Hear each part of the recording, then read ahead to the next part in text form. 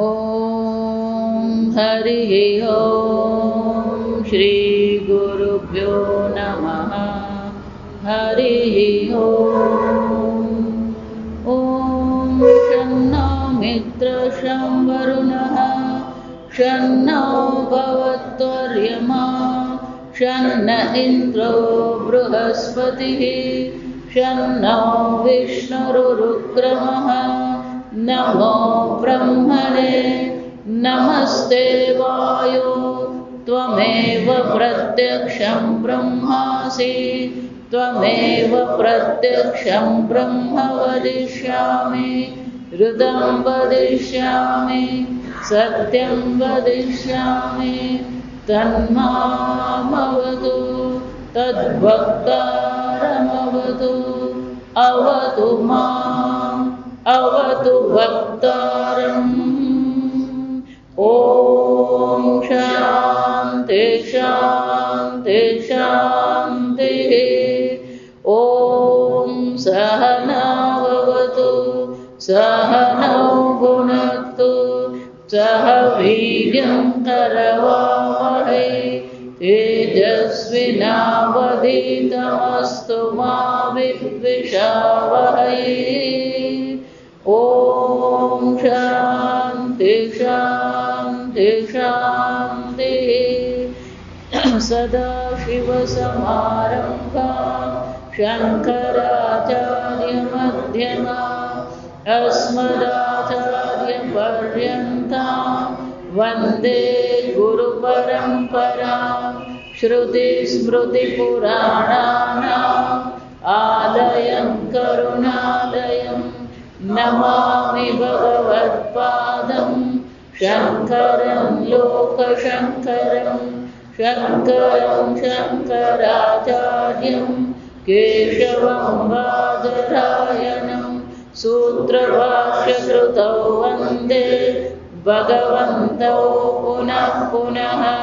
ईश्वरो गुरुरात्मेति मूर्तिभेदविभागिने व्योमवद्व्याप्तदेहाय दक्षिणामूर्तये नमः। निधये सर्वविद्यानां विशदे भवरोगिणां गुरवे सर्वलोकानां दक्षिणामूर्तये नमः। ॐ नमः प्रणवार्थाय शुद्धज्ञानैकमूर्तये निर्मलाय प्रशान्ताय दक्षिणामूर्तये नमः। मङ्गलं मे दिशतु विनायकः मङ्गलं मे दिशतु विनायकः मङ्गलं मे दिशतु सरस्वती मङ्गलं मे दिशतु सरस्वती मङ्गलं मे दिशतु महेश्वरी मङ्गलं मे दिशतु महेश्वरी मङ्गलं मे दिशतु सदाशिवः मङ्गलं मे दिशतु सदाशिवः। पुस्तकમાં પાના નંબર 18। आत्मलाभात् परो लाभः आत्मलाभात् परो लाभः नास्तीति मुनयो विदुः नास्तीति मुनयो विदुः तल्लाभार्थं कविस्तौति तल्लाभार्थं कविस्तौति स्वात्मानं परमेश्वरं स्वात्मानं परमेश्वरं स्वेच्छया सृष्टमाविश्य स्वेच्छया सृष्टमाविश्य विश्वं यो मनसि स्थितः विश्वं यो मनसि स्थितः स्तोत्रेण स्तूयते नेन स्तोत्रेण स्तूयते नेन स एव परमेश्वरः स एव परमेश्वरः।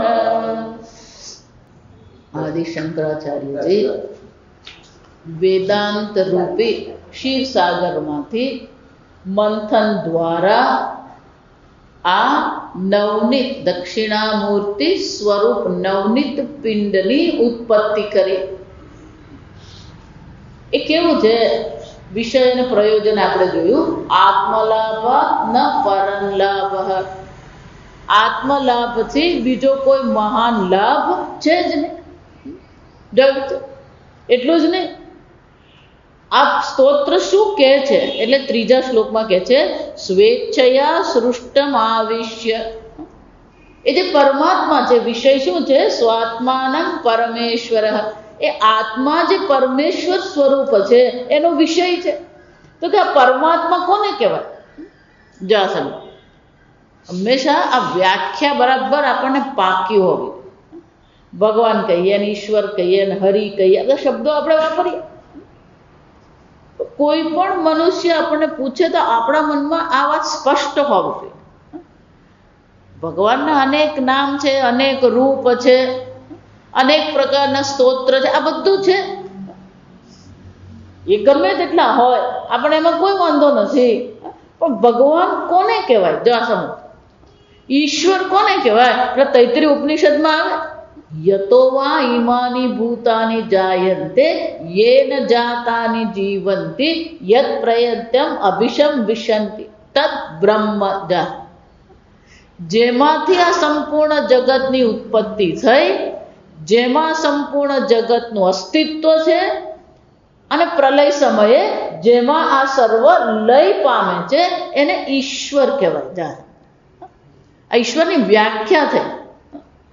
એટલે સીધી ભાષામાં આપણે કહીએ તો સૃષ્ટિ સ્થિતિ સંહાર કરતા.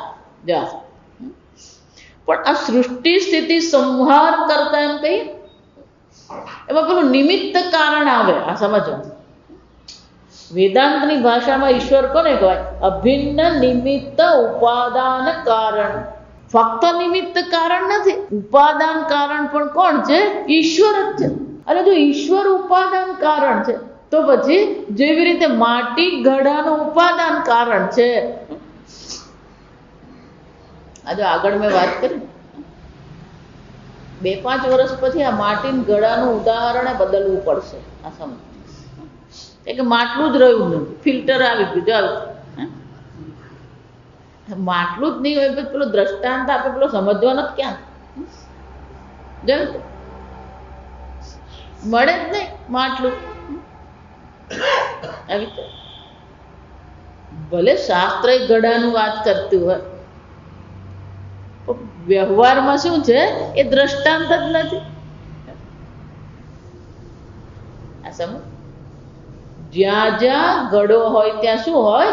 માટી હોય. કેમ? માટી ઉપાદાન કારણ છે. તો જો ઈશ્વર ઉપાદાન કારણ છે તો પછી એનો અર્થ શું થયો? સર્વત્ર જ છે. તત્સૃષ્ટવા તદેવાનુપ્રાવિશત. તૈત્રીય ઉપનિષદ સ્વયં કહે છે એનું સર્જન કર્યું. સર્જન કરીને શું કર્યું? પ્રાવિશ્ય, એમાં પ્રવેશ કર્યો. ઘડો બનાવ્યો અને પછી ઘડાની ઉત્પત્તિ કરી અને પછી માટી ઘડામાં પ્રવેશી. તો કે ખરેખર પ્રવેશ થયો. અને પ્રવેશ શ્રુતિ કહેવાય. દાખલ તૈત્રીય ઉપનિષદમાં આ પ્રવેશ શ્રુતિ પર શંકરાચાર્યજી બહુ વિસ્તારથી ભાષ્ય લખે કે આ તો દ્વૈત થઈ ગયો. પેલો ઘડો બન્યો ને પછી માટી એમાં દાખલ થઈ, એવું છે? તો કે નહીં, દાખલ થઈ નથી, પણ છે જ.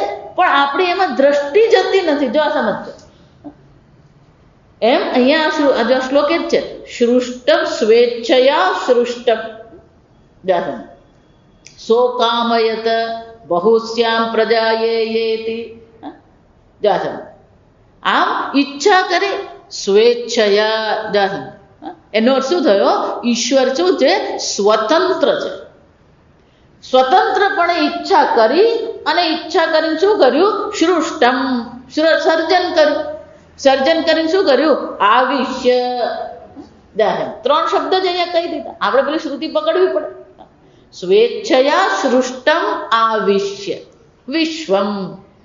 પોતાની જ ઈચ્છાથી આ સંપૂર્ણ વિશ્વનું સર્જન કર્યું. સર્જન ઈચ્છાથી જ સર્જન કરીને એમાં પ્રવેશ કર્યો. એનો અર્થ શું થયો? અહીંયા જે કંઈ છે એ સર્વ ઈશ્વર માત્ર છે. ઈશાવાસ્ય ઇદગુમ સર્વમ. જાય નેહ નાનાસ્તિ કિંચન, અન્ય બીજું છે જ નહીં.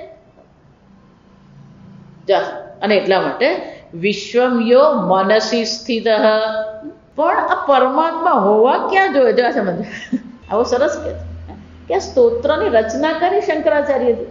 તો શંકરાચાર્યજી જ્યારે સ્તોત્રની રચના કરી તો ઈશ્વર તો સર્વવ્યાપી છે, પણ એ સર્વવ્યાપી ઈશ્વર ક્યાં આવવો જોઈએ? જો ગઈકાલે મેં કહ્યું, વૃત્તિના ગર્ભમાં જ્યાં સુધી ઈશ્વરનો પ્રવેશ નથી ને ત્યાં સુધી કલ્યાણ થતું નથી. જો આ સમજ, ઈશ્વર તો સર્વવ્યાપી છે, સર્વ છે, સર્વવ્યાપી જ નહીં, શું છે? સર્વ છે. જો સર્વ ઈશ્વર છે તો બધાનું કલ્યાણ થવું જ જોઈએ, પણ કલ્યાણ કેમ થતું નથી? કારણ કે બધાની વૃત્તિના ગર્ભમાં ઈશ્વર નથી. જો આ સમજ, આપણા દુઃખનું કારણ એ છે કે વૃત્તિનું અધિષ્ઠાન ઈશ્વર છે, પણ વૃત્તિના ગર્ભમાં ઈશ્વર નથી, વૃત્તિનો વિષય ઈશ્વર નથી. જો આ સંપૂર્ણ ભાગવત આ ચર્ચા કરે છે કે જ્યાં સુધી તમારા વૃત્તિનો વિષય ઈશ્વર નહીં બને ત્યાં સુધી કલ્યાણ થવું અશક્ય છે. હરેર નામે એવું કેવલમ દ્વારા પણ શું કહેવામાં આવે કે તમે ભગવાનનું નામ લેતા રહો અને એ ભગવાનને મનમાં લાવો. વિચાર. અને એટલા માટે જ અહીંયા શું કહે છે કે પરમાત્મા તો સર્વ છે, આ વિશ્વ આ સર્વ પરમાત્મા છે, પણ એ પરમાત્મા જે વિશ્વ સ્વરૂપે જે પરમાત્મા છે એ પરમાત્મા ક્યાં થવા જોઈએ? યહ મનસી સ્થિત, જે પોતાના મનમાં સ્થિત છે. તમ સ્તોત્રેણ સ્તુયતે અનેન સ એવ પરમેશ્વરઃ. અને એટલા માટે આ પરમાત્માને શંકરાચાર્યજી પોતાની વૃત્તિમાં લાવીને અને પછી એને શું કરે છે?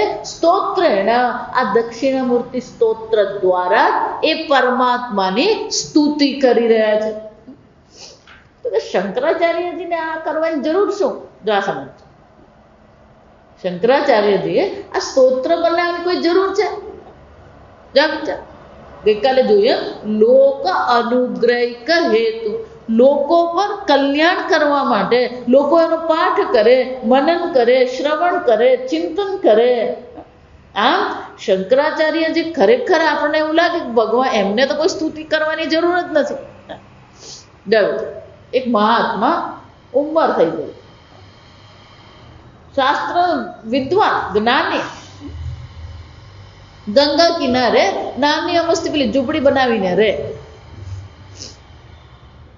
એમની પાસે જે બધા શાસ્ત્રો હતા ને, ભાષ્ય અને એ પુસ્તકો જૂના થઈ ગઈ. તો એક દિવસ આમ શિયાળાનો દિવસ હોય ને, તડકો હોય ને, તડકામાં બેસવાની મજા આવે. એટલે ત્યાં નદી કિનારે બેઠા હતા અને બેઠા બેઠા આપણે શાસ્ત્ર વાંચે. એકલા જ બેઠા હતા, એ મોટે મોટેથી વાંચતા. ત્યાં અખંડાનંદજી મહારાજ પહોંચી ગયા. એટલે એમણે જોયું કે આ મહારાજ મોટે મોટેથી વાંચી રહ્યા છે ભાષ્ય, મંત્ર વાંચે, ભાષ્ય વાંચે. એટલે થોડીક વાર ત્યાં બેઠા. પછી મહાત્માએ માથું ઊંચું કર્યું, એટલે પ્રણામ કર્યા, વાત કરી. પછી કે બાબા, ત્યાં મોટે ભાગે મહાત્મા હોય ને બાબા જ કહેવાય, कि बाबा आप ये शास्त्र क्यों पढ़ रहे हो? कोई सुनने वाला भी नहीं है. मोटे मोटे की बात कर, जा विचार. नहीं नहीं, मैं देख रहा हूं कहां कहां मेरी स्तुति हुई है. શાસ્ત્રમાં જે પણ કઈ સ્તુતિ છે, કોની સ્તુતિ છે? તમારી જ છે. જો સમજ, તમે જે સ્વાત્માનમ પરમેશ્વર, આ આત્મા પરમેશ્વર સ્વરૂપ છે, તો સ્તુતિ કોને થઈ રહી છે? તમારી જ છે. જો પણ આપણને આપણી સ્તુતિ નહીં લાગે. પેલું વાળનો ને આંખના ચશ્માની વાત કરે તો આપણી સ્તુતિ લાગે. જો જે ખરેખર આપણી નથી, આપણી લાગી રહી. જો સમજ, આ દેહ આપણે છીએ જ નહીં ને આપણો નથી. જો બંને જ છે. સમજ, દેહ હું પણ નથી અને દેહ મારો પણ નથી. પણ એનું વર્ણન કોઈ કરે તો આપણને શું લાગે? પેલાનું કિલો લોહી વધી જાય. પણ આ શાસ્ત્ર શ્રવણ કરે ને તો માથું ચડી જાય. વિચાર, આ કોની સ્તુતિ કરી રહ્યા? સ્વાત્માન. શંકરાચાર્યજી આ ચિંતન દ્વારા પણ કોનું ચિંતન કરે છે? પોતાનું પરમેશ્વર સ્વરૂપ આત્મચિંતન કરી રહ્યા છે. તત્ચિંતનમ તત્કથનમ. જો આ જ હોવું જોઈએ, આ સમજજો. હું એટલા માટે કહું, પેલો એનું કંઈક વાત શરૂ કરે ને એ પહેલા આપણે જ શરૂ કરી દેવાનું આપણું વેદાંત. વિચાર બીજાની સાથે વેદાંત શરૂ કરે ને તો બે વસ્તુ જ થાય, આ સમજજો. કંઈક પુણ્યશાળી હોય ને તો એને વેદાંતમાં રુચિ ઉત્પન્ન થાય. ચાલો, અને હજી એનું અંતઃકરણ એટલું શુદ્ધ થયું નથી તો બીજી વાર આપણી પાસે આવે નહીં. જો આ સમજજો, એ ભાગી જ જાય. અને એ ભાગી જાય ને એટલે આપણને ફાયદો. કેમ કે આ જગતની માથાકૂટ આપણા મગજમાં આવે નહીં. એટલે બે વસ્તુ જ થાય. એ પણ બીજી વાર આવે અને બીજી વાર નહીં આવે એટલે સમજી લેવાનું કે એને શું છે. જો અહીંયા કશું કહેતા નથી, પેલા બીજા ટીકાકાર બહુ સરસ કહે છે કે શંકરાચાર્યજીને આ સ્તોત્રની રચના કરવાની કેમ જરૂર પડી. હું એમ બહુ સંમત નથી, પણ પેલો ટીકાકાર બોલે છે મંદ મધ્યમ મંદ બુદ્ધિ નામ. જો આ સમજ, જેની બુદ્ધિ ઉત્તમ બુદ્ધિ નથી, તેજસ્વી નથી, તત્કાળ ગ્રહણ કરે એવી બુદ્ધિ નથી. એની બુદ્ધિ કેવી છે? જરાક ઢીલી ચાલે. જો આ સમજ, આ પેલું આ શિયાળાના દિવસ હોય ને એ પેલું સ્કૂટરને એમ ચાલુ કરીએ ને બે ચાર વાર બાળવું પડે તો પેલું ચાલુ થાય. એમ કેટલાકની બુદ્ધિ આપણી સ્કૂટર જેવી હોય. જા સમજ, મંદ બુદ્ધિ, મધ્યમ બુદ્ધિ. અને વારંવાર શું કરાવવું પડે? ચિંતન કરાવવું પડે. એક જ તત્વ છે, એક જ ઈશ્વર. અમને પૂજ્ય સ્વામીજી આશ્રમમાં ભણાવતા ને શરૂ થઈ જાય ત્યારથી જ આ શરૂ થાય. જો આ સમજો, એટલે વેદાંતનો પ્રારંભથી જ તમે વેદાંતમાં બ્રહ્મ છો એ શરૂ કરવામાં આવે. જો આ સમજો, તમે બ્રહ્મ છો ત્યાંથી જ એનો પ્રારંભ છે. પછી તમે બ્રહ્મ છો એમ ને, એ પછી બ્રહ્મની વાત કરે ને એ વેદાંતિ નહીં કહેવાય. આ સમજો, વર્તમાન કાળ છે. ભગવાન પણ વર્તમાન કાળની જ ચર્ચા કરે છે. ન જાયતે મ્રિયતે વા કદાચિત. જો આ વિચાર, આ વર્તમાન કાળ છે. તારો જન્મ ક્યારેય થયો નથી, તારું મૃત્યુ ક્યારેય થતું નથી. પહેલેથી જ શરૂ કરો. એટલે પહેલે દિવસે પેલું બ્રહ્મ શું છે ને એ સમજાવે સ્વામી, પછી તત્વબોધ સમજાવે, પછી ધીમે રહીને સ્વામીજી કે આ બ્રહ્મથી શરૂ કર્યું અને છેલ્લે પણ હું તમને એમ જ કહેવાનો છું અને એટલા માટે તમે બધા બ્રહ્મ માત્ર છો. તો કે વચ્ચે શું કરવાનું? વચ્ચે એ જ કરવાનું. જાણો, પહેલા પણ એક પૂર્ણ બ્રહ્મ તમે છો, છેલ્લે પણ શું કહેવાનું છે? એ પૂર્ણ બ્રહ્મ છો. પણ ખાલી એટલો શબ્દ ઉમેરાય, તસ્માત, અને એટલા માટે તું બ્રહ્મ છે. આમ આપણને જે મંદ બુદ્ધિ છે, એટલે કે જે જાતે ચિંતન કરી શકે એમ નથી, એને ચિંતન કરવા માટેનું એક સાધન અહીંયા આગળ આપણને આપવામાં આવી રહ્યું છે કે આના દ્વારા પણ તમે શાસ્ત્ર ચિંતન કરી શકો, ઈશ્વર ચિંતન કરી શકો. પોતાના મનમાં તો છે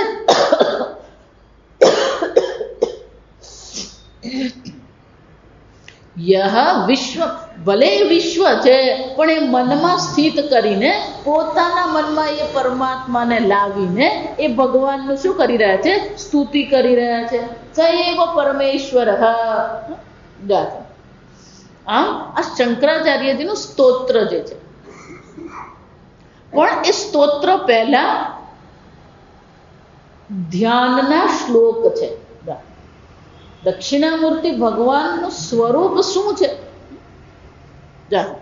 ભગવાનના 3 સ્વરૂપ હોય. બરાબર સમજ. ભગવાનના 3 સ્વરૂપ છે. પહેલું સ્વરૂપ છે સત્યમ જ્ઞાનમ અનંતમ બ્રહ્મ. એનું સ્વરૂપ છે. બીજું સ્વરૂપ છે આ સંપૂર્ણ વિશ્વ રૂપે પણ કોણ છે અભિવ્યક્ત કોણ થઈ રહ્યું છે પરમાત્મા જ છે વિશ્વ રૂપે પણ એક પરમાત્મા છે પણ એ વિશ્વ સ્વરૂપ જે પરમાત્મા છે જેવી રીતે આપણે રક્ષાબંધન હોય ને આપણે રક્ષાબંધન તો પેલું ભાઈની રક્ષા માટે બેન પ્રાર્થના કરે પણ મહારાષ્ટ્રમાં એને નાળિયેરી પૂનમ કહેવાય ચોમાસું હવે ઓછું થઈ ગયું હોય વરસાદ ઓછો થઈ ગયો હોય ચોમાસું થોડું હળવું થયું હોય ચોમાસામાં માછીમારો શું છે માછીમારી કરવા જઈ શકે નહીં પેલો દરિયો તોફાની થતો હોય પણ એ પેલું ચોમાસું જ્યારે શાંત થવા માંડે હળવું થવા માંડે એટલે વળી પાછું એ લોકોને શરૂ કરવું હોય પણ એ માછીમારી શરૂ કરતા પહેલા એ લોકો શું કરે આ દરિયાદેવની પૂજા કરે પણ દરિયાદેવની પૂજા કરવી શું કરવાનું દરિયો તો કેવો છે આખી પૃથ્વી પર છે એટલે પૃથ્વીનું ચક્કર જ મારવું પડે જા સમજ તો કે પૃથ્વીનું ચક્કર મારે આ દરિયાદેવની પૂજા કરવા માટે તો કે નહીં એ રક્ષાબંધન એ પૂનમને દિવસે શું કરે સવારે ત્યાં જાય પેલા દરિયાદેવ ત્યાં મંદિર છે જો સમજ એ દરિયાદેવની પૂજા કરે ધૂપ બત્તી બધું કરે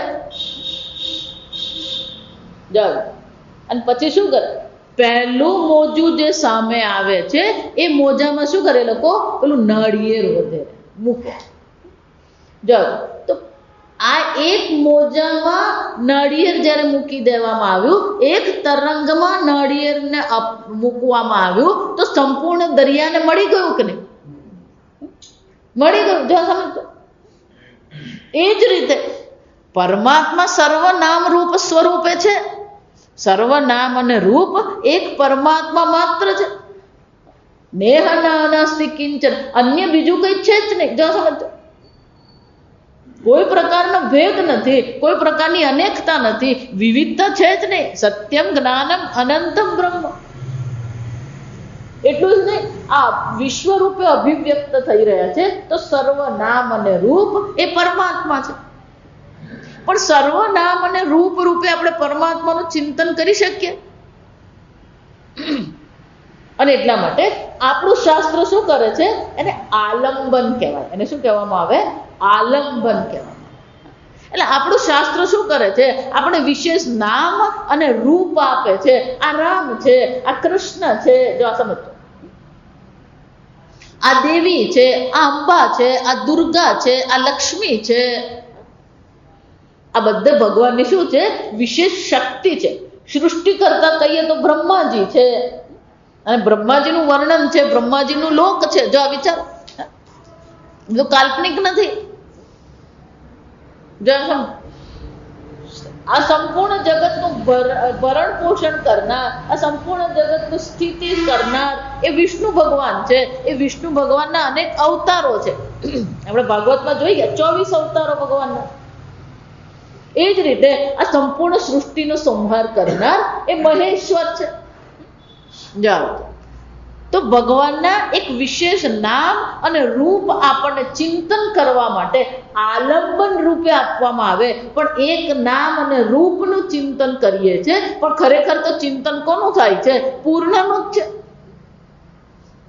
પૂર્ણમદ પૂર્ણમિદમ પૂર્ણાત પૂર્ણમુદચ્યતે એ પૂર્ણ પરમાત્મામાંથી આ પૂર્ણ વિશ્વની જ ઉત્પત્તિ થઈ વિશ્વ પણ શું છે પૂર્ણ જ છે જો પણ આપણે ચિંતન માટે મનસી સ્થિત કીધું કે મનમાં ચિંતન કરવું હોય તો એક નામ અને રૂપની આપણને આવશ્યકતા છે આ એક બીજું ગીતામાં જ્યારે અર્જુને ભગવાનને કીધું શિષ્યસ્તેહં સાધિમામ ત્વામ પ્રપન્નમ ભગવાન તરીકે તો એ શરણાગતિ હતી જ ત્વામ પ્રપન્નમ હું ભગવાન તમારી શરણે આવું છું પણ કયા સ્વરૂપે શરણે આવ્યા ભગવાન જો આ સમજો એ ભગવાનનું કયું સ્વરૂપ એને પકડ્યું શિષ્યસ્તેહમ હું તમારો શિષ્ય છું જાઓ છો ભગવાનને તમારું કલ્યાણ કરવું હોય ને તો ભગવાને શું બનવું પડે ગુરુ બનવું પડે જા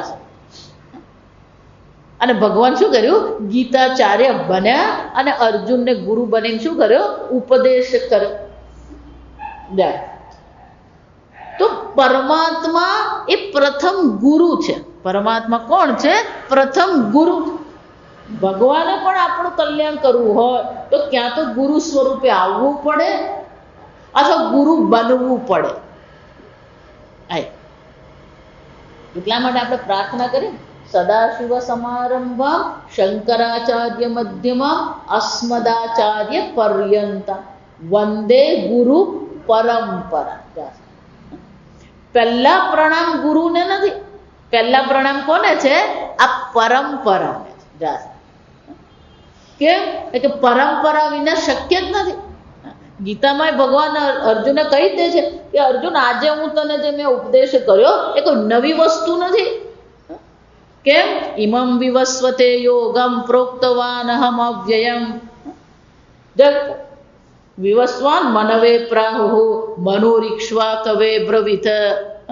આમ એવમ પરંપરા પ્રાપ્તમ. ગીતામાં પણ ભગવાન શું કહે છે? આ જ્ઞાન અર્જુન કોઈ સ્વયંભૂ ગુરુ નથી અને કોઈને અચાનક જ આમ બેઠો ધ્યાન થઈ ગયું ને આમ જ જ્ઞાન. બે વસ્તુ છે અહીંયા. કોઈને જાતે જ્ઞાન થાય નહીં, આ એક. આ સમજજો. અને કોઈ જો એમ કહેતું હોય કે હું આમ, મને તો ભગવાન ધ્યાનમાં આવ્યા અને મને ઉપદેશ કરો ને મને જ્ઞાન થઈ, શક્ય જ નથી. આ સમજજો. ગુરુ કેવા હોવો જોઈએ? સાક્ષાત સામે હોવા જોઈએ. પ્રત્યક્ષ કહેવાય. એને શું કહેવાય? પ્રત્યક્ષ ગુરુ વિના જ્ઞાન નહીં થાય. પેલો મને તો સ્વપ્નમાં આવીને કઈ, સ્વપ્નમાં તો બધું ઘણું આવે. સમજ, જે સ્વપ્નની વાત કરે ને એને આપણે લોકો છે બહુ ડાયા છે. જો આ સમજ, સારા સ્વપ્ન હોય ને એની વાત કરે અને પછી શું કે મને તો સ્વપ્નમાં ભગવાન આવ્યો. એટલે કાલે રાક્ષસે આવેલો એ તો કીધું નહીં તે. સમજો, વિચાર. એક આવે ને પછી એને ચાલતું જ રહે મુખાત. વિચારી તો ગુરુ પણ કેવા હોવા જોઈએ? પ્રત્યક્ષ હોવા. પ્રત્યક્ષ ગુરુના ઉપદેશ વિના જ્ઞાન નહીં થાય. આ સમજ, સદગુરુ શરણ વિના અજ્ઞાન તિમિર ટળશે નહીં. તો પ્રશ્ન એવો થાય કે જેવી રીતે આ વિષ્ણુ ભગવાન એમ કે છે કે મેં આ સૃષ્ટિના પ્રારંભમાં વિવસ્વાન સૂર્યનારાયણને ઉપદેશ કર્યો. આ ગુરુ પરંપરા, વિષ્ણુ ભગવાનની ગુરુ પરંપરા. એ જ રીતે શંકર ભગવાનની પણ પરંપરા છે. બ્રહ્માજીની પણ છે. મુંડક ઉપનિષદ ભણ્યા હશે. મુંડક ઉપનિષદમાં પરંપરા ક્યાંથી શરૂ થાય છે? બ્રહ્માજીથી શરૂ થાય. બ્રહ્માજીએ પેલા અથર્વાને કીધું, અથર્વાએ અંગીરસને કીધું. ત્યાં બ્રહ્માજીની પરંપરા છે. વિષ્ણુ ભગવાનની પરંપરા છે. એ જ રીતે શંકર ભગવાનની પણ શું છે? ગુરુ પરંપરા છે. તો શંકર ભગવાનની જે ગુરુ પરંપરા જ્યારે આપણે એમ કહીએ સદાશિવ સમારંભમ, જો ત્યાં એ છે પરંપરા, તો કે સદાશિવ સમારંભમ એમ જ્યારે કહેવામાં આવે તો એ શંકર ભગવાન ગુરુ તરીકે, તો કે ગુરુ તરીકે જે શંકર ભગવાન છે એને જ આપણે દક્ષિણા મૂર્તિ કહીએ. તો એમનું પણ એક સ્વરૂપ હોવું જોઈએ, એમનું પણ નામ છે તો એમનું પણ શું હોવું જોઈએ? એક રૂપ હોવું જોઈએ, દક્ષિણામૂર્તિ. અને એટલું જ નહીં, સૌથી પહેલા એ દક્ષિણામૂર્તિ ભગવાને સનત સનંદન 4 પેલા બાળ ઋષિઓને શું કર્યો? આ જ્ઞાનનો ઉપદેશ કર્યો. તો કે એ પરમાત્મા જે છે એ નામ અને રૂપ જેને આપણે દક્ષિણામૂર્તિ કહીએ છીએ એમનું સ્વરૂપ કેવું છે? અહીંયા તો સીધું સ્તોત્રની ચર્ચા. શંકરાચાર્યજી કોઈ પ્રકારથી આપણને દક્ષિણામૂર્તિ ભગવાનનું રૂપ કેવું છે એની ચર્ચા કરતા નથી, પણ આપણે પોતાના ધ્યાન માટે એમનું સ્વરૂપ કેવું હોવું જોઈએ. જો અહીંયા ક્યાંક નથી ને દક્ષિણામૂર્તિ, એ તો શંકર. હા, આ રીતે એમની પાસે વાંધો બસ. અહીંયા ધ્યાનના શ્લોક છે. સ્તોત્ર પહેલા શું છે? ધ્યાનના શ્લોક છે, જેમાં એ ભગવાનનું સ્વરૂપ કેવું છે એનું વર્ણન કરવામાં આવે છે. એટલે અહીંયા આ પુસ્તકમાં છે ને ક્રમ અલગ છે. પણ આપણું જે વૈદિક શાંતિ મંત્રોનું જે પુસ્તક છે ને એમાં સરસ છે. પહેલું પેલું મૌન વ્યાખ્યા આવે. આપણા શ્લોક બધાને ખબર જ છે, કશું કે નવું નથી. મૌન બધા સાથે જ બોલી લઈએ. મૌન વ્યાખ્યા પ્રકટિત પરબ્રહ્મ સત્યં યુવાનમ વક્ષિષ્ઠાંતે પ્રસદુષ ગણૈરાવૃતમ બ્રહ્મનિષ્ઠૈ આચાર્યેન્દ્રમ કરકલિત ચિન્મુદ્રમાનંદ રૂપમ સ્વાત્મા રામમ મુદિત વદનમ દક્ષિણામૂર્તિમીડે. દક્ષિણામૂર્તિ ઈડે પ્રણામ. આ દક્ષિણામૂર્તિ ભગવાનને મારા નમસ્કાર. પણ દક્ષિણામૂર્તિ ભગવાન કેવા છે? મુદિત વદનમ. જો આ પુસ્તકમાં છે, અહીંયા છેલ્લું ક્રમ અલગ છે. મુદિત વદનમ. વદનમ એમનું મુખ કેવું છે? મુદિત છે. મુદિત એટલે કે હંમેશા પ્રસન્ન વ્યક્તિત્વ છે. પરમાત્માનું સ્વરૂપ કેવું છે? પ્રસન્ન સ્વરૂપ. એટલું જ નહીં, સ્વાત્મા રામમ. એ પરમાત્મા કેવા છે? એમને કંઈક પ્રસન્ન થવા માટે પ્રસન્ન છે. એ પ્રસન્ન કેમ છે? લોટરી લાગી અમને? સ્વાત્મા રામમ. આત્મરામ આત્મક્રીડ. પોતાના સ્વરૂપમાં એ સ્થિત છે. એમનો આનંદ ક્યાં છે? આત્મન્યેવ આત્મના તુષ્ટ. જ્ઞાનનું એક જ લક્ષણ છે, પોતે જ પોતાનાથી સંતુષ્ટ. અને આ લક્ષણ ક્યાંય બહાર દેખાય નહીં. આ લક્ષણ કોને જોવાનું છે? પોતે જ પોતાનામાં જોવાનું છે. જો આ સમજો. આપણને, એટલે હું દેશી ભાષામાં કહું ને કે સુખી થવા માટે પોતાનાથી અન્યની જરૂર નથી. પૂજ્ય સ્વામીજી આમાં ઉમેરી આપે છે કે દુઃખી થવા માટે બીજા કોઈની જરૂર નથી. સુખી થવા કોઈ જરૂર નથી એમ નહીં, દુઃખી થવા પણ શું છે? કોઈની જરૂર જ નથી. એટલે એક ભાઈ સ્વામીજીને કે, પણ સ્વામીજી આવું તમે કેમ કીધું કે બીજા કોઈની જરૂર નથી? સ્વામીજી કે કઈ નહીં, તને એક પ્રયોગ બતાવું, કરી જોજે એટલે ખબર પડી જશે. કે શું સ્વામીજી? કે એકાદ દિવસ એકલો બેસજે અને એકલા બેઠા પછી તું સુખી છે કે દુઃખી છે જોઈ લેજે. કોઈ એકલું પહેલા તો બેસતું જ નથી. આ સમય હું વારંવાર બધાને કહું છું કે દિવસમાં 5 કે 10 મિનિટ કોઈ પણ કર્મ, કોઈ પણ આયોજન, કોઈ પણ ચિંતન વગર ચૂપચાપ બેસો પોતાની સાથે. કંઈ જ કરવાનું નહીં, કોઈ શ્લોક નહીં, કોઈ મંત્ર નહીં, કોઈ જપ નહીં, ચૂપચાપ બેસીને જુઓ.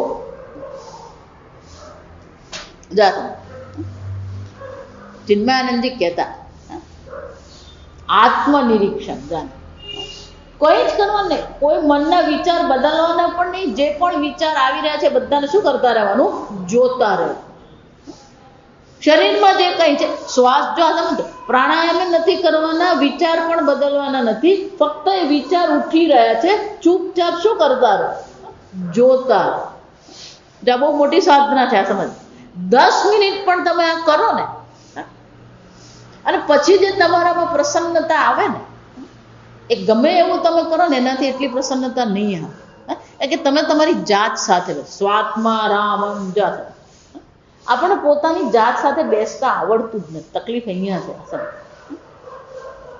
પોતાની જાત સાથે બેસી શકતા નથી અને પોતાની જાતનો સામનો પણ આપણે કરી શકતા નથી. કે આપણે જ આપણા વિશે એવા બધા અભિપ્રાય બનાવીને બેઠા છે ને કે એ અભિપ્રાયનો સામનો આપણે કરી શકીએ એમ છે જ ને. હું નકામો છું, હું દુઃખી છું, હા, મને કંઈ યાદ રહેતું નથી. આપણા પોતાના વિશેના જે અભિપ્રાયો છે ને, જે સમજો વિચાર, બહાર ગમે એટલી ઓળખાણ હોય ને, પણ તમે તમારી જાતને કેવી રીતે ઓળખો છો? વિચારી, તમે એવડા જ છો જેટલા તમે પોતાને ઓળખો છો. આપણે પોતાના વિશે શું વિચારીએ? ભગવાન તો કહે છે કે તું આત્મા છે, શાસ્ત્ર તો કહે છે તું ઈશ્વર સ્વરૂપ છે, પણ આપણને જ્ઞાન થાય ને ત્યારે થાય, પણ આપણને લાગે છે ખરું?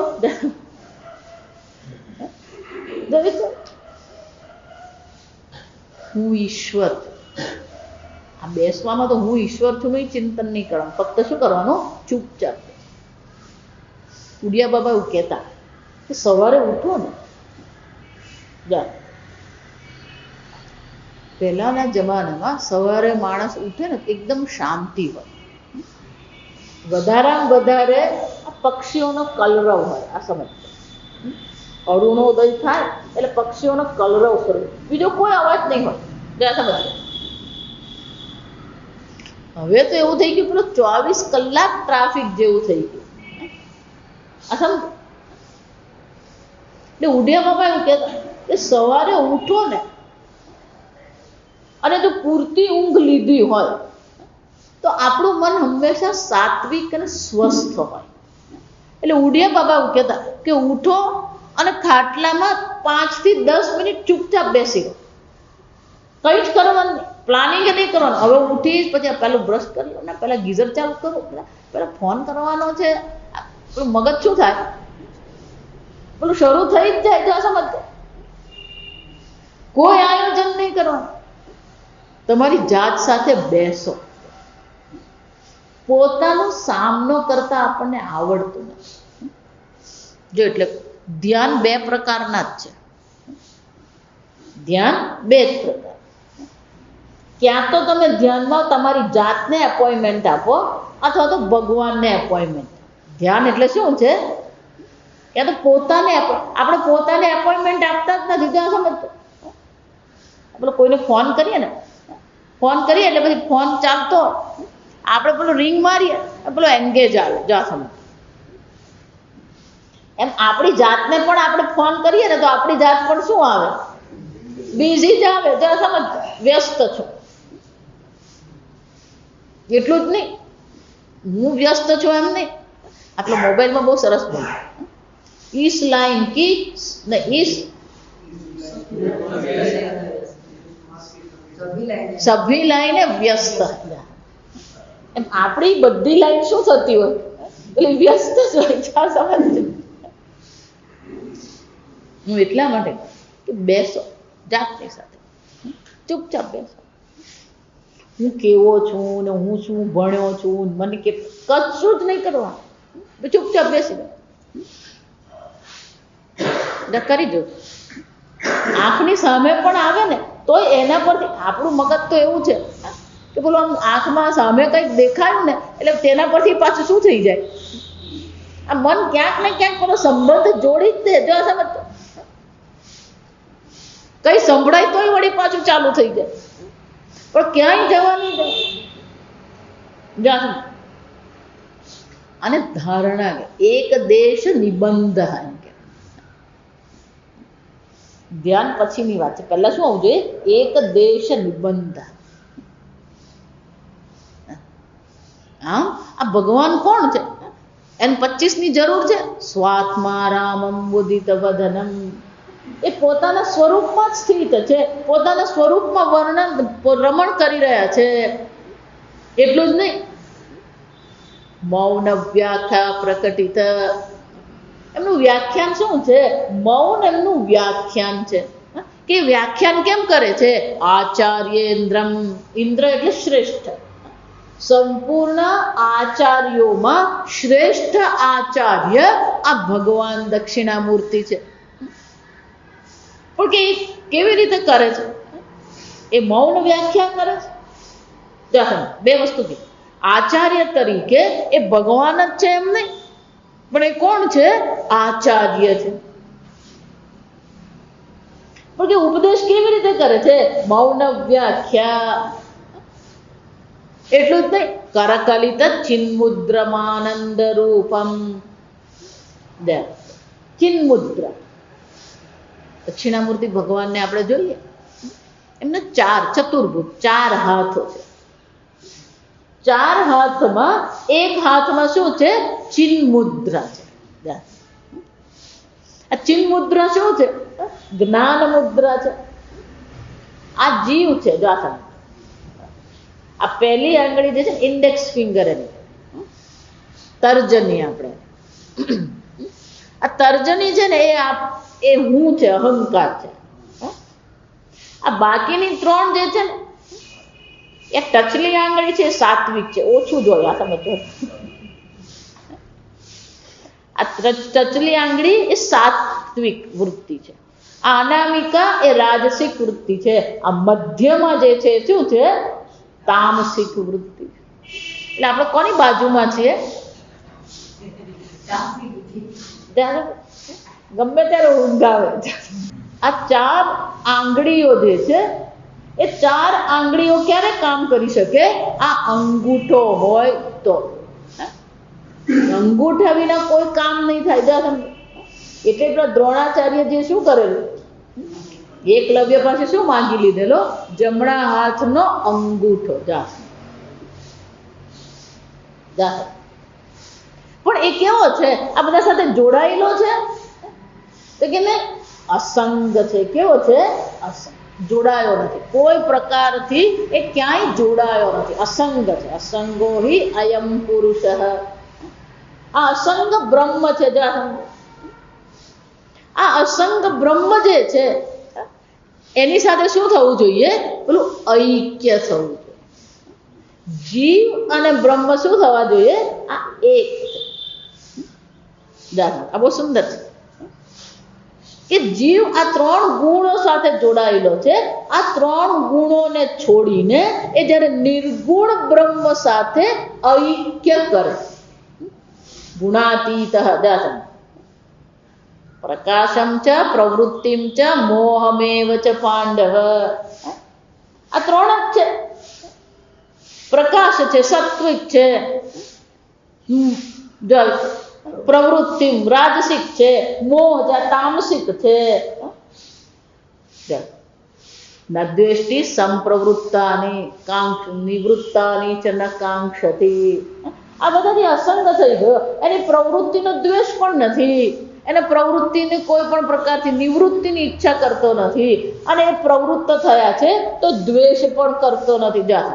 આમ આ 3 ગુણોથી શું થઈ જાય? ગુણાતીત. અને એ ગુણોથી અલગ થઈને એ નિર્ગુણ બ્રહ્મ સાથે ઐક્ય કરે.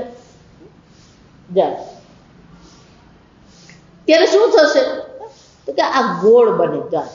અહીંયા વર્તુળ છે. એ વર્તુળ કોને કહેવાય? જ્યાં આદિ પણ નથી, જ્યાં અંત પણ નથી. આદિ પણ નથી, અંત પણ નથી. એટલે કે એ અનંત છે.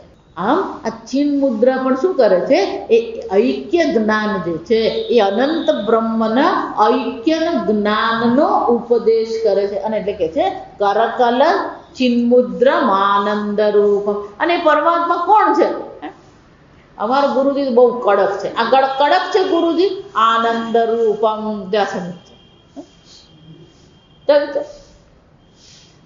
આ વેદાંત ભણાવીએ પછી કડકાઈ આવે ને એટલે બધું ઉડી જાય. આ સમજો, બાષ્પીભવન થઈ જાય. કેમ? પેલી અભયતા આવે જ નહીં. વિચારજો, જો અભયતા નહીં આવે, ગુરુજી જ ભય કારણ થઈ જતા હોય તો પછી શું કરવાનું? પછી પેલો આનંદ રૂપમ રહે નહીં. જવા સમજો, પેલો ગુરુથી ભાગતો જ હોય. ક્લાસમાં બેસે પણ બાકીના વખતમાં શું કરતો હોય? ભાગી જ જાય. હવે ઉભો જ નહીં રહે. ગુરુજી પણ કેવા હોવા જોઈએ? આનંદ રૂપમ. આનંદ સ્વરૂપ. એટલે વારંવાર જો સ્વરૂપ આનંદ છે તો અભિવ્યક્તિ પણ શું હોવાની? આનંદ જ હોય. જો સમજો, આ ગુજરાતી બધી જાત જાતની કહેવતો છે. આ બધી કહેવતો બહુ મજાની.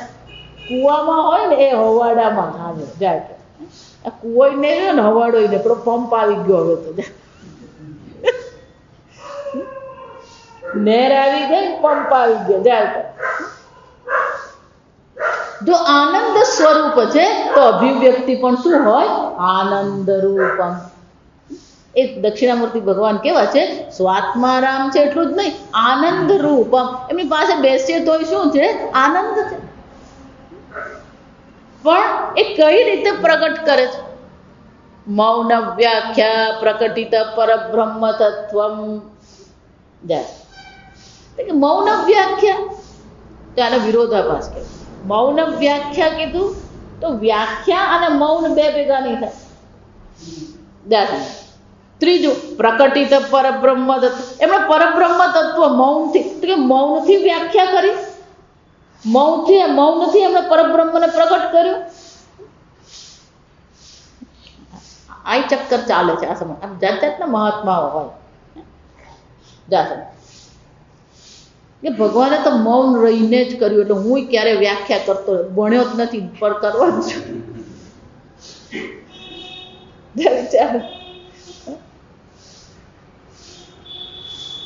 મૌન એટલે લક્ષણ મૌનનો શું થાય લક્ષણ આ તો બધું શીખી ગયા મારે કઈ શીખવાની જરૂર નથી પરબ્રહ્મ તત્વ ક્યારે શબ્દાર્થમાં આવી શકે એમ યતો વાચો નિવર્તન્તે અપ્રાપ્ય મનસા સહ નેદમ યદિદમ ઉપાસતે આ તરીકે તમે બ્રહ્મનું વર્ણન કરી શકો એમ છે જ નહીં જો કેનોપનિષદમાં જોઈ ગયા ઇદંતયા વિષયતયા ન પ્રકટિત આ તરીકે તમે બ્રહ્મનું વર્ણન કરી શકો જ નહીં કારણ કે આ તરીકે કરીએ તો શું થઈ જાય યદ્રશ્યમ તજ્જડમ તદનિત્યમ એટલે આ વિષય તરીકે વિષય કોટીમાં ક્યારેય આવી શકે એમ નથી પ્રત્યક્ષ થઈ શકે એમ નથી અવ્યક્તોયમ અચિંત્યોયમ એટલે કોઈ પણ પ્રકારથી એને શબ્દના સીધા વાક્યાર્થ જેને આપણે કહીએ એ શબ્દાર્થની દ્રષ્ટિએ વિચારીએ તો એ ક્યારેય પ્રગટ થઈ શકે એમ છે જ નહીં અને એટલા માટે ગુરુજીએ પણ જ્યારે ઉપદેશ કરવો હોય તો શું કરવું પડે મૌન વ્યાખ્યા મૌન વ્યાખ્યા એટલે શું છે લક્ષણાર્થ એને શું કહેવામાં આવે લક્ષણ દ્વારા જ પ્રગટ કરવું પડે ત્રણ પ્રકારના લક્ષણ છે જહલ લક્ષણ અજહલ લક્ષણ અને જહલ લક્ષણ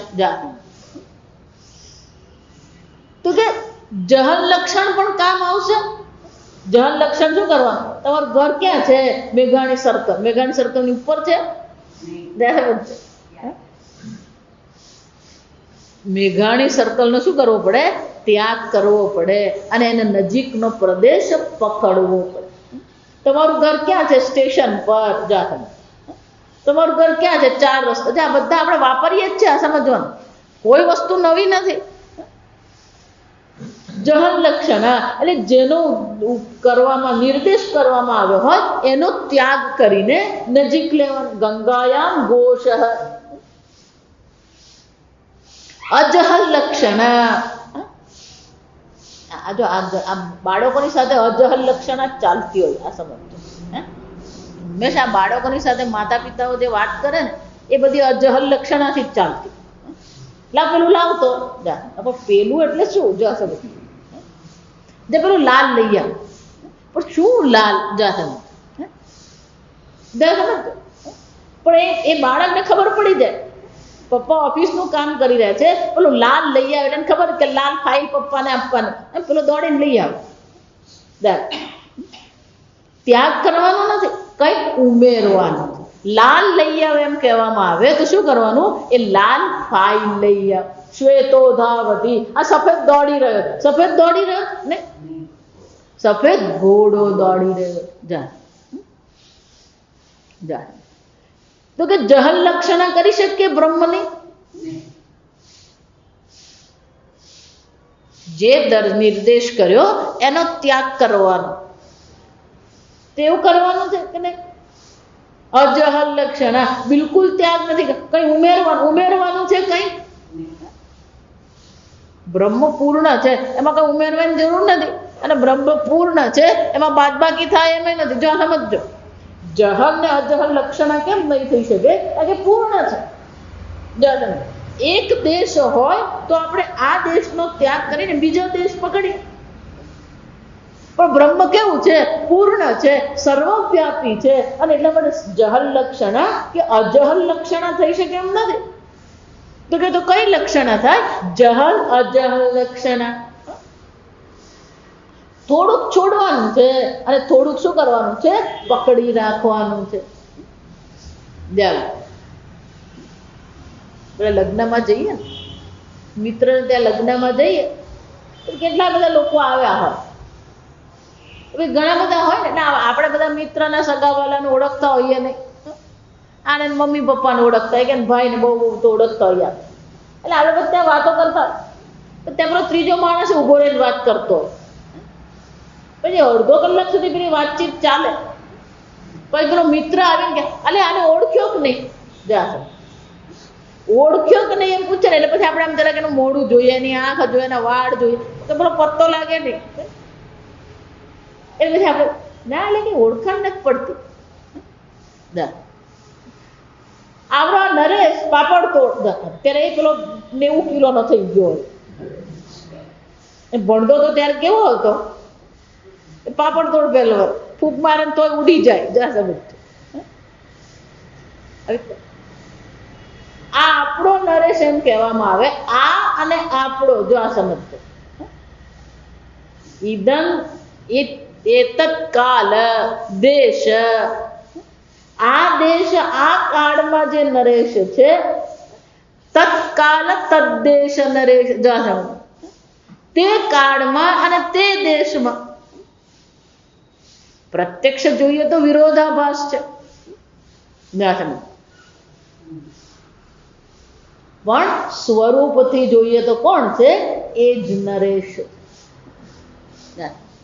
એ જ રીતે આ ઉપાધિ છે, એતદ ઉપાધિ, આ ઉપાધિ છે, અને ઈશ્વરની ઉપાધિ છે, એક જીવની ઉપાધિ છે, બીજી માયા ઉપાધિ છે.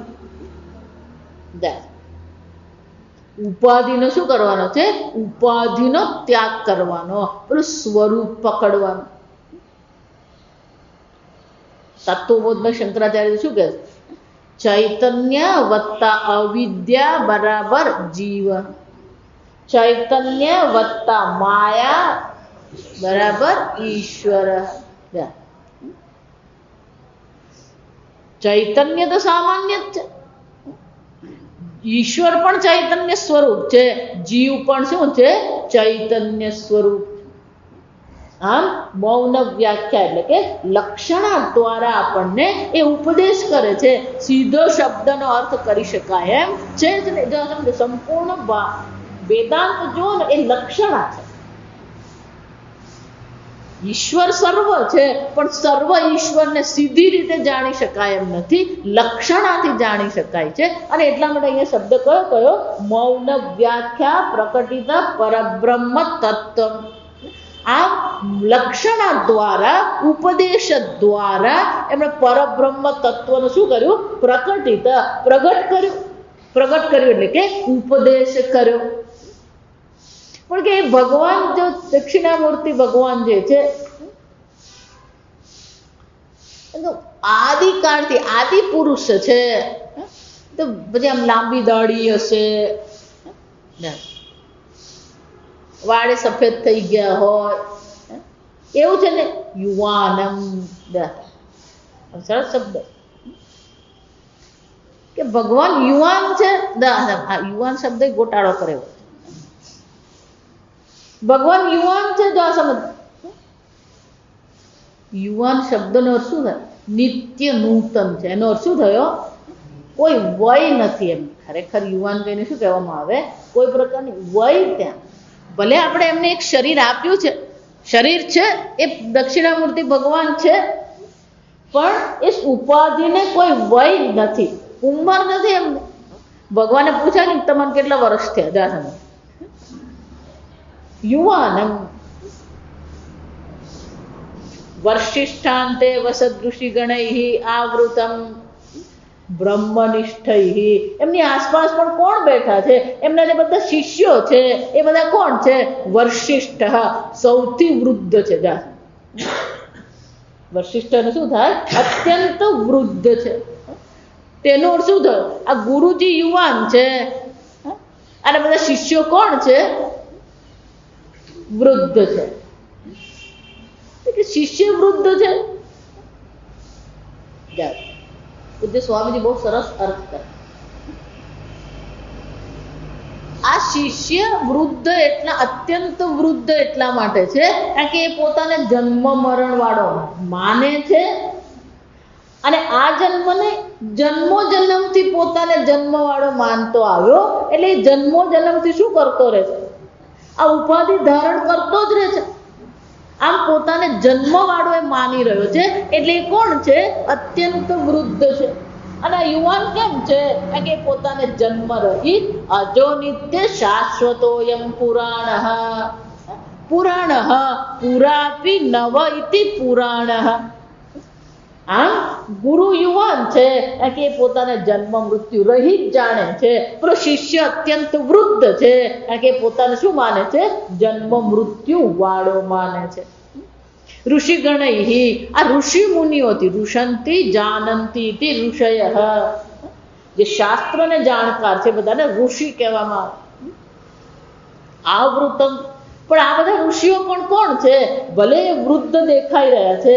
બ્રહ્મનિષ્ઠૈ, દક્ષિણામૂર્તિ ભગવાન પાસે ગયા અને કોઈ અજ્ઞાની રહે એવું શક્ય જ નથી. જા, પેલો અગ્નિની બાજુમાં બેઠો હોય અને એને ઠંડી લાગે, શક્ય જ નહીં. અને એટલે શું કહે છે? ભલે એ ઉપાધિથી બધા વૃદ્ધ છે પણ કોણ છે? બ્રહ્મનિષ્ઠ. સૂર્યની સામે જઈએ અને પ્રકાશ ન મળે એવું બને જ નહીં. એમ ગુરુ પાસે જઈએ અને જ્ઞાન ન થાય, શક્ય જ નથી. જ્ઞાન કેમ નહીં થાય? ગુરુજી છે તો પછી જ્ઞાન શું છે? અવશ્ય છે. અને એટલે કે છે બ્રહ્મનિષ્ઠૈ આચાર્યેન્દ્રમ કરકલિત ચિન્મુદ્રમાનંદ રૂપમ સ્વાત્મા રામમ મુદિત વદનમ દક્ષિણામૂર્તિ મીરે. આવતીકાલે આગળ. ઓમ અસતો માં સદ્ગમય તમસો માં જ્યોતિર્ગમય મૃત્યોર્મા અમૃતંગમય. ઓમ પૂર્ણમદ પૂર્ણમિદં પૂર્ણાત પૂર્ણમુદચ્યતે પૂર્ણસ્ય પૂર્ણમાદાય પૂર્ણમેવાવશિષ્યતે. ઓમ શાંતિ શાંતિ શાંતિ. હરિ ઓમ શ્રી ગુરુભ્યો નમઃ. હરિ ઓમ.